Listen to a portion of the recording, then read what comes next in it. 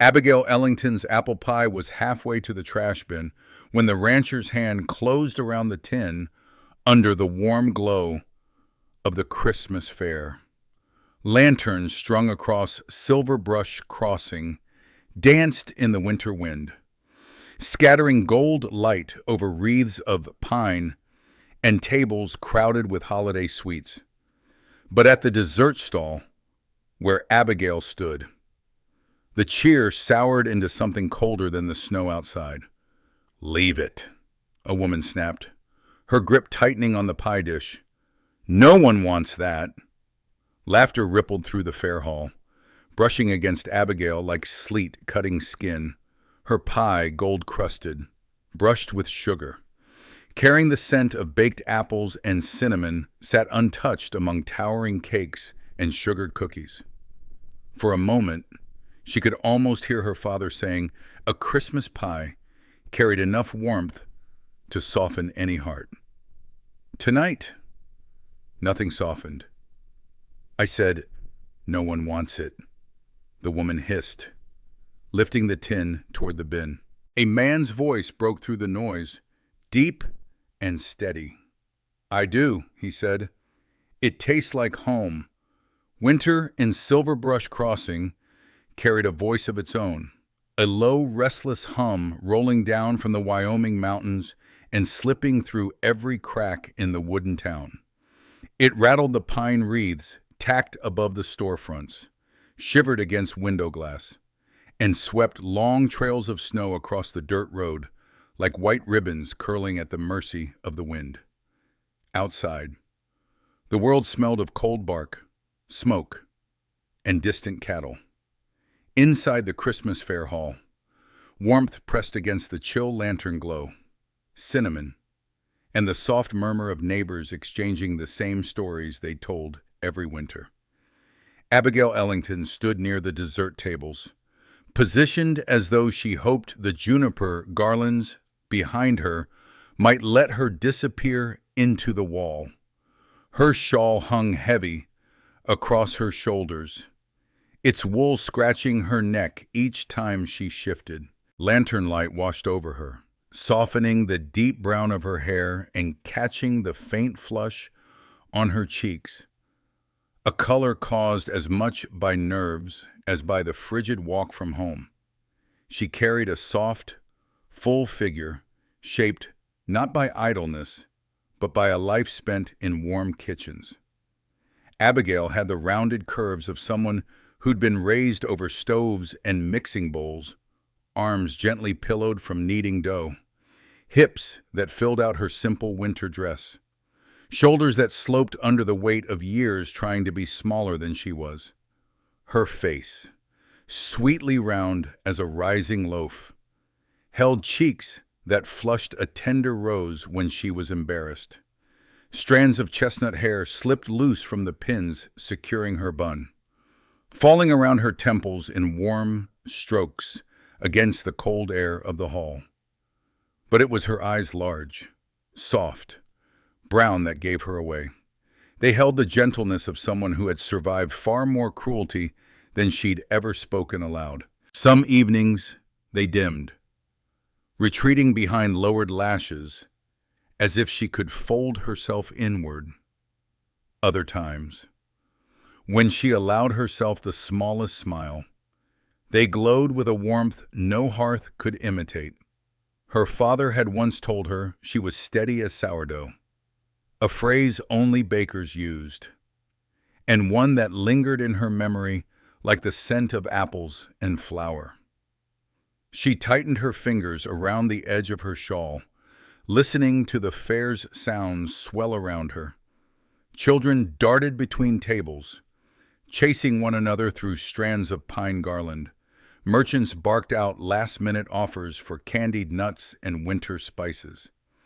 A fiddler tuned his instrument near the corner where the dancers would gather by nightfall. Silver Brush Crossing was not a large town, but on Christmas week, it felt like the whole valley had squeezed itself inside these walls. Still, Abigail had never felt more alone. She steadied her breath, forcing herself to look anywhere except at the cluster of women who had laughed earlier. Her gaze drifted across the hall, catching on the open doorway where a gust of wind carried in a swirl of snow and a man stepping in from the cold. Vance Holloway brushed the frost from his coat sleeve as he crossed the threshold. Boots thudding on the wooden floor. Snow clung to the hem of his coat and glittered across his hat brim like flecks of shattered starlight. He paused just long enough for the warmth of the hall to meet the cold on his skin, then moved forward with the calm assurance of someone who knew how to take the measure of a room in a single breath. People said many things about him, that he was the youngest of 5 brothers and the only one stubborn enough to carve out a ranch of his own, that he'd fought off 2 rustlers alone one winter, that he carried a scar along his jaw thin, pale, shaped by a fight no one would speak of. Rumors bent with the wind, but the quiet strength in his stride was undeniable. His gaze swept the room once, no more. When it brushed past Abigail, she felt it like the briefest touch against her skin. She looked away quickly, heat rising under her scarf, unsure why a stranger's presence should pull her breath taut. She didn't know him beyond the stories told in saloons, didn't expect to cross paths with him tonight, didn't imagine his arrival had anything to do with her.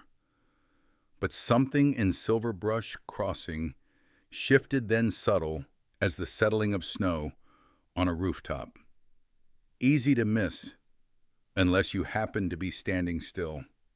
And Abigail, hands trembling near her cooling pie, felt the first flicker of a change she could not yet name. The room had not yet recovered from its murmurs when Vance Holloway reached the dessert table. The Christmas fair hummed behind him, laughter, fiddle strings, the thump of boots, but the space around Abigail felt strangely hushed, as though the air itself was waiting to see what he would do. He didn't look at the women clustered nearby, nor at the half-circle of onlookers who had gathered with the eager anticipation of a crowd sensing humiliation. His attention settled instead on the pie tin Abigail held, pressed protectively against her apron. The crust was cracked where tension had shaken her hands. Sugar dust still clung to her sleeves. The faint scent of apples and warm spice drifted upward, an echo of a memory that had caught him off guard last night, the memory of his mother's kitchen before the world had hardened him. He nodded toward the tin. "May I?" Abigail almost didn't hear him. Her ears still rang with the sharp words that had come only moments earlier. She hesitated, breath trembling, unsure if this was another performance meant to entertain the crowd at her expense. Her fingers tightened around the dish, half reflex, half fear. Vance waited. He didn't reach for it, didn't push. His stance was calm, patient, as though the room around them wasn't thick with judgment. Abigail slowly extended the pie toward him. He took a knife from the table, cut a small corner, and lifted the bite to his mouth. The room fell still again. Every whisper pinched off mid-sentence. Even the fiddler paused with his bow hovering above the strings.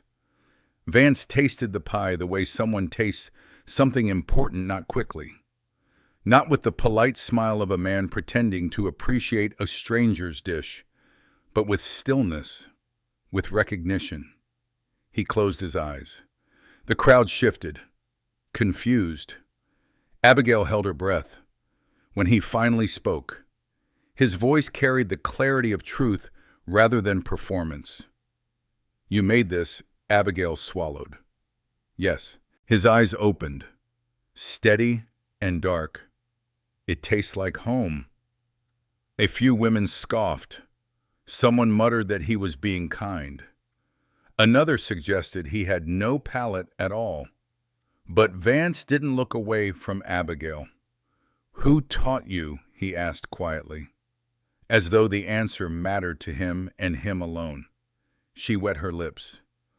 "My father." He nodded once, almost reverently. His next words were softer still, meant only for her despite the crowd leaning in to listen. He taught you well. Something warm flickered in Abigail's chest light, fragile, unexpected, as if a draft had slipped under a door and touched a room long closed off. Behind her, the woman who'd tried to take the pie let out a sharp breath, offended that her moment of triumph had slipped away. Really? Mr. Holloway, she snapped. There's no need to... Vance didn't let her finish. He cut another bite of pie, slower this time, then looked at Abigail again. I'm telling the truth, he said. This is good. Abigail wasn't used to hearing praise, especially not from a man like him. A man whose approval seemed to ripple through the crowd like a shift in the wind. She felt suddenly exposed, as though he had peeled back every layer she used to keep herself invisible. Her voice barely came out. Thank you. Vance nodded and stepped back, letting the noise of the hall rush in again. But before he turned away completely, he added, You shouldn't hide this, or yourself. Then he walked on, giving her space rather than claiming it, leaving her with a pie tin she suddenly saw in a different light, and a warmth in her chest that didn't feel entirely like embarrassment. It felt like something beginning. Christmas morning broke pale and unforgiving across Silver Brush Crossing. Frost clung to every window pane, whitening the edges of the town like breath from a weary giant. Abigail Ellington sat up slowly in her small bed, still wrapped in the dull ache of last night's humiliation. Her eyes were swollen, her throat dry, but she carried a quiet determination to make the morning pass without provoking her stepmother. Henrietta Ellington did not allow her that mercy. The door burst open with a force that startled the cold air. Henrietta stood framed in the doorway, fully dressed, her face set with such rigid disgust that Abigail felt it before she heard the words. Pack your things. Abigail blinked. It's Christmas. You ruined Christmas. Henrietta stepped into the room, arms crossed. You embarrassed me, embarrassed this household, and made a spectacle of yourself with that ridiculous pie. Her voice sharpened. You have 1 hour. Anything you don't take. I burn. The words hit Abigail like stones. She had expected anger, but not exile, not on this morning. Her breath fluttered out in a small, wounded sound before she caught it. Where am I supposed to go? She asked quietly. Henrietta's expression didn't shift. You're 24. Figure it out. And just like that, the last fragile thread tying Abigail to the house she grew up in snapped. An hour later, she walked into the winter street, clutching a canvas bag no heavier than her grief. Her father's recipe book and tin box were tucked safely inside, the only pieces of him she had left. Everything else Henrietta had claimed. The cold bit at Abigail's skin as she stepped into the empty street. Chimneys smoked. Families gathered behind closed doors. Laughter echoed faintly from warm homes she would never enter. Abigail stood in the middle of the road, the world stripped bare around her, and let a single thought press into her ribs. She had nowhere. Her steps carried her instinctively toward town, though she had no plan except to keep moving. Snow crunched beneath her boots, her breath rising in small clouds. She hugged the canvas bag closer, trying to protect the little she had left from the wind. Miss Ellington. She turned. Vance Holloway sat atop a dark bay horse, its mane dusted with frost. He guided the animal closer, stopping just a few feet from her.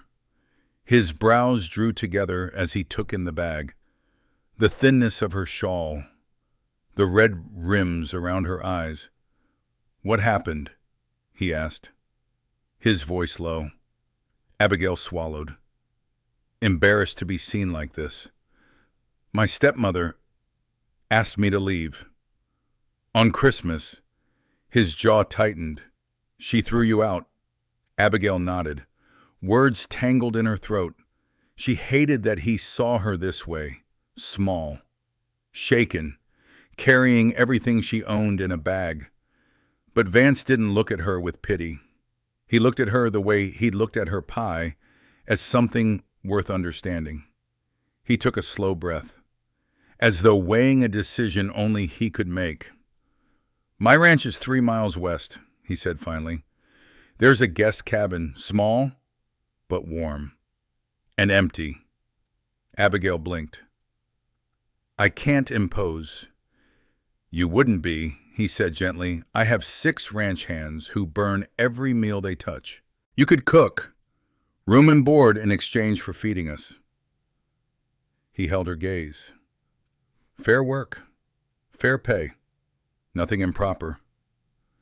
Abigail's heart thumped unevenly. She stared at him, searching for mockery or hidden motives, but found none. Only steadiness. Only a man offering her the one thing Silverbrush Crossing never had a choice. "Why?" she whispered. A breath of frost escaped his lips. "Because no one deserves to be left standing in the cold." His voice dipped, soft. "And because of your pie last night, it reminded me of home." The words sank deep, warming a place inside her that had been cold for far too long. She nodded, tiny but sure. Vance reached down, offering her his hand. She took it. He pulled her up behind him, settled her bag securely, and guided the horse toward the open valley. As they left town, Abigail glanced back once at the house she'd never belonged to, at the life she was finally slipping free from. Then she faced forward, toward the mountains where the horizon opened wide. Vance's ranch sat on a gentle rise overlooking the plains. The land stretched in all directions, pale gold beneath the winter sky. A cluster of wooden buildings huddled close together: the barn, the main house, a bunkhouse, and a small cabin near the cottonwoods. Smoke curled from the chimney of the main house, carrying the scent of cedar logs. "This one's yours," Vance said, opening the cabin door for her. The room inside was simple: a narrow bed, a stove, a table, a single window framing the snow-dusted pasture. But it was warm, a warmth earned, not granted. Abigail stepped in, her chest tightening with something she hadn't felt in years: safety. "You'll cook in the main house," Vance said quietly. "My men eat at dawn, noon, and sunset. Sunday's off. We'll get you proper clothes for the cold." "Thank you," she managed. He hesitated at the doorway, then added softly, "Your pie, the crust, the spice, the way the apples were cut. It tasted like something I thought I'd lost. You should know that." Then he left her alone in a room that already felt more like a home than the house she'd lived in all her life. Days passed, and Abigail fell into a rhythm she never expected to find. She woke before the sun, lit the stove, and filled the kitchen with warmth. She made biscuits so tender the men joked she was ruining them for every cook that came after. She learned the ranch hands' names: Tom, Marcus, James, and their quiet ways of showing gratitude: chopped wood left at her cabin door, a repaired hinge on her window, a mended glove. Vance lingered in the kitchen more often than was necessary. He'd lean against the doorframe, arms crossed, listening as she spoke about spices or asked about the horses. He moved with the quiet authority of a man who didn't need to raise his voice to be heard. When their eyes met, something unspoken hung between them, faint, warm, impossible to name. One morning, he caught her struggling to crack ice on the water barrel. Without a word, he took the hammer from her hands and broke it with one swift blow. She looked up at him, surprised by how close he stood. He stepped back immediately, as if afraid to crowd her. Another afternoon, he offered to teach her to ride. She sat stiffly in the saddle, clutching the pommel, breath held tight. "You're safe," he murmured from behind her as he placed his hands over hers on the reins. His breath warmed the shell of her ear. "I've got you." And she believed him. Each day knit them closer, threads pulled tight by small acts, his patience, her laughter, his silence, her courage. Neither spoke of what was growing between them. Both felt it, and neither understood yet how easily one voice from the past could shatter it.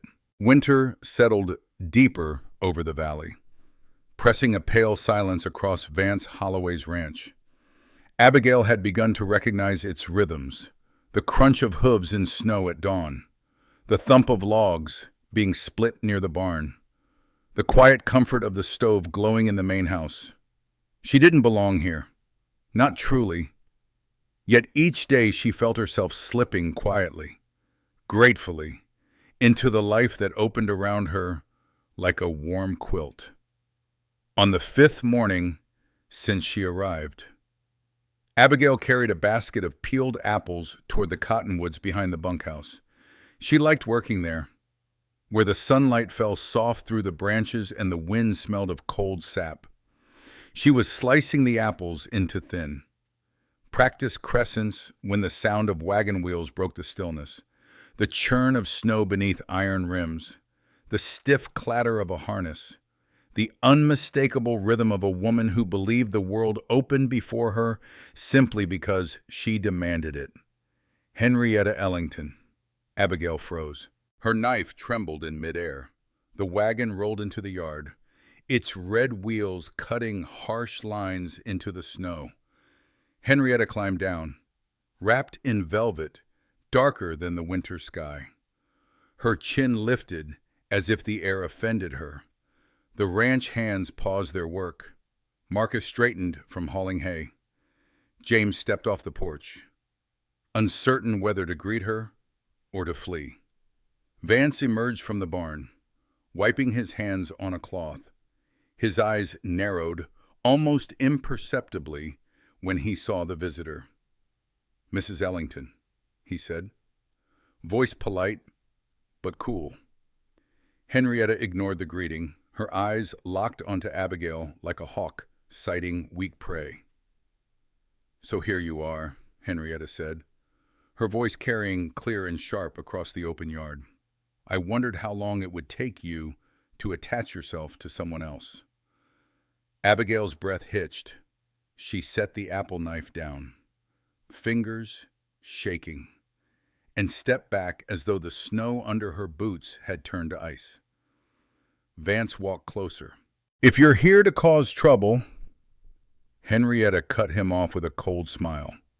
"Mr. Holloway, I am here for my stepdaughter. She seems to think she can run away from her responsibilities." Abigail flinched. Responsibilities. That word had beaten her into silence for years. Vance's jaw flexed. "She doesn't owe you anything." "Oh, doesn't she?" Henrietta turned her attention back to Abigail, her voice dripping with poison. "I suppose you think living under this man's roof makes you someone new, someone wanted." Her gaze raked Abigail from her boots to her rounded cheeks, lingering with cruelty. "But men like him, They enjoy novelty for a while, and then they get bored. Abigail felt something crack open inside her, a familiar voice her own. From years of listening to Henrietta whispered with icy certainty, "She's right. Why would someone like him want someone like you?" Vance took a step forward. But Henrietta wasn't finished. "Do you really believe he's honest with you?" she said, voice rising. "A woman like you. He'll tire of you, Abigail. Men always do. Your father did. The town already has. And soon enough, he will too." The words struck like blows. Abigail's breath came thin and shallow. Her vision blurred not from tears, but from the old instinct to shrink, to disappear, to become small enough not to be mocked. She stumbled back, nearly tipping the basket. Abigail Vance's voice reached out, steady and warm, but she couldn't hear it. Not through the flood of memories and shame, not through the sound of Henrietta's voice weaving itself into the old, raw wounds she had never healed. "I shouldn't have come here," Abigail whispered. "I shouldn't be here at all." She turned and ran away from Henrietta's gaze, away from the men staring in stunned silence, away from the faint hope she'd begun to let herself believe in. She headed toward the cottonwoods, her breath breaking in the frigid air. Vance took one look at the despair in her retreating figure and felt something inside him snap. He turned on Henrietta. "You should leave," he said quietly. Too quietly. Henrietta scoffed. "I will not be spoken to. You've done enough harm for one lifetime." His voice remained low, but it carried the weight of a storm rolling off the mountains. "You may not know it, but that woman is stronger than anything you've ever been. And you tried to break her." Henrietta stiffened. "She is my responsibility." "No," Vance said. "She was your burden. And you made sure she knew it every day." Henrietta's eyes flashed with fury. "You think you understand her? You think she's your project now? A man like you, a man like me," Vance said, stepping closer, "knows exactly what it feels like to be dismissed, overlooked, belittled. I've had 4 brothers and a whole town try to do it." His eyes burned. "But I won't let you do it to her. Not again." Henrietta faltered for the first time. Vance didn't watch her reaction. He turned and strode toward the cottonwoods. The snow grew deeper beneath his boots as he followed the path Abigail had taken. The bare branches whispered above him, bending with the wind. At the base of the largest cottonwood, he found her. She sat in the snow, arms wrapped around herself, her breath shaking like a child's in the cold. Her shawl had slipped off her shoulder. Her hair was loose. Her eyes were wide and glazed, as though she were staring into a past only she could see. Vance slowed, kneeling in front of her. He didn't touch her. Not yet. "Abigail," he said quietly. She shook her head. "She's right. I don't belong anywhere. I never have." Vance reached out then, gently lifting her chin with the back of 2 fingers. Her eyes met his, full of hurt, full of resignation. "Don't let her lie to you," he said. "Not about you. Not about me." Her lip trembled. "Why would you care?" "Because I do." His voice thickened, honesty roughening it like gravel. "Because when I tasted your pie, I remembered something I thought I'd lost. Because when you smiled in my kitchen, I felt my house change." He swallowed. "Because you matter to me." Abigail's breath caught. The cold wind pressed around them, but neither moved. Vance leaned closer, his forehead almost touching hers. "She thinks I'll tire of you," he said softly. "But the truth is, Abigail Ellington, I've been searching for you longer than you know." A tear slipped down her cheek, not from sorrow now, but from something warmer, something almost too tender to name. Vance brushed it away with his thumb, and for the first time, she let herself believe him. Vance didn't rush her. He stayed kneeling in the snow until her breathing slowed, until the trembling in her hands eased enough for her fingers to unclench from the fabric of her skirt. When Abigail finally looked up, the rawness in her gaze nearly undid him anger he could have fought, sorrow he could have carried for her. But this quiet, exhausted doubt was the thing he wanted most to protect her from. "Let's get you out of the cold," he murmured. She nodded, small and slow. He wrapped her shawl back around her shoulders and helped her stand, guiding her toward her cabin with a gentleness that belied the fury still simmering in his chest. Snow whispered beneath their boots. The wind tugged at Abigail's skirt, but Vance's hand at her elbow steadied her with every step. Once inside, he lit the stove with practiced movements, shoving cedar logs into the iron belly until fire bloomed and warmth spilled across the small room. Abigail stood near the table, arms wrapped tight around herself, as though unsure whether she was truly safe. "You don't have to talk yet," Vance said, crouching by the stove. "Just warm up." She nodded again, but the words pressed at her anyway, fragile and unsteady. "I thought I was past letting her hurt me." Her voice wavered. "I thought maybe I was becoming someone different here." "You are," he said instantly. "But healing doesn't erase scars. It doesn't stop them from aching." She lowered herself onto the chair. The fire crackled, filling the silence with soft pops. Abigail stared at her hands round, flower-worn, trembling as if seeing them from a distance. "She said you'd get bored," she whispered. Vance turned fully toward her. "Abigail, I know what I look like," she said, voice tightening. "I know what people think. I know what she thinks. And sometimes I believe her more than I should." Her breath caught again. "Why would someone like you care about someone like me?" The question struck him clean through. For years, Vance had been the afterthought in his own family, the youngest who had to shout to be heard. But no one, not one of his brothers, not even the woman who'd once broken his heart, had ever made him feel so fiercely protective as Abigail did now. He stepped closer, slowly, until he stood directly before her. "Look at me." She hesitated, then lifted her eyes. "I don't care about you, despite who you are," he said.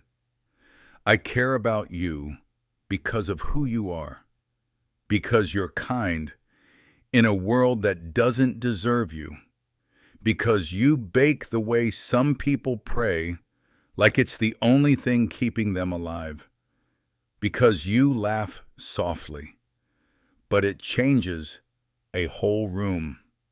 His voice lowered.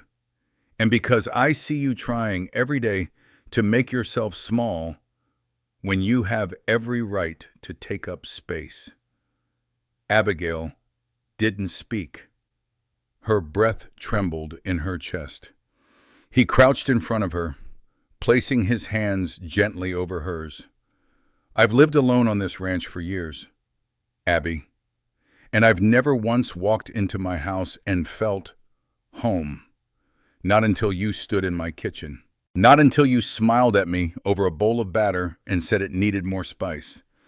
A tear slipped down her cheek. She didn't wipe it away. "You matter to me," Vance said, "more than you know." She exhaled shakily, a sound halfway between a sob and relief. I don't want to be someone you pity. You're not, he said. You're someone I choose. Those words broke something open, something she'd kept locked behind years of shame and whispered cruelty. She leaned forward without thinking, her forehead pressing against his. Vance's hands came up instinctively to cradle her face, his thumb brushing lingering traces of tears. I'm scared, she breathed. So am I, he answered softly. But I'm not leaving. A long, trembling quiet settled between them, as gentle and fragile as new snow. Then Abigail whispered, Vance, yeah, stay with me a while. He didn't hesitate. He pulled a chair closer, sat beside her, and took her hand in his, letting the warmth of the stove and the slow easing of her breath knit the broken pieces of the moment back together. Outside, the Wyoming wind howled across the plains. Inside the little cabin, for the first time since her father died. Abigail didn't feel alone. Spring settled softly over Silverbrush Crossing, carrying the smell of thawed earth and new grass into the Holloway Ranch. In the main house kitchen, warmth lived all year. Abigail Ellington moved with practiced ease, sliding an apple pie from the oven as sunlight spilled across the counter. 6 months ago, she'd arrived here cold and unwanted. Now her hands worked with quiet confidence, shaping the kitchen into a place that felt unmistakably like home. Beside her stood Mary, a thin, frightened girl the ranch had taken in weeks earlier. Abigail guided her gently, showing her how to slice the apples, how to fold the dough without fear. The girl watched her with the same tentative hope Abigail once carried. You're doing well, Abigail assured her. Vance appeared in the doorway, leaning against the frame with a softness he reserved only for her. His eyes warmed at the sight of the two women working side by side. You've changed this place, he said. Abigail shook her head slightly. We changed it together. He crossed the room, slipping an arm around her waist. She leaned into him, no hesitation left. You know, he murmured, your apple pie still tastes like home. Abigail smiled, gentle and full. That's because you are home. Vance Holloway.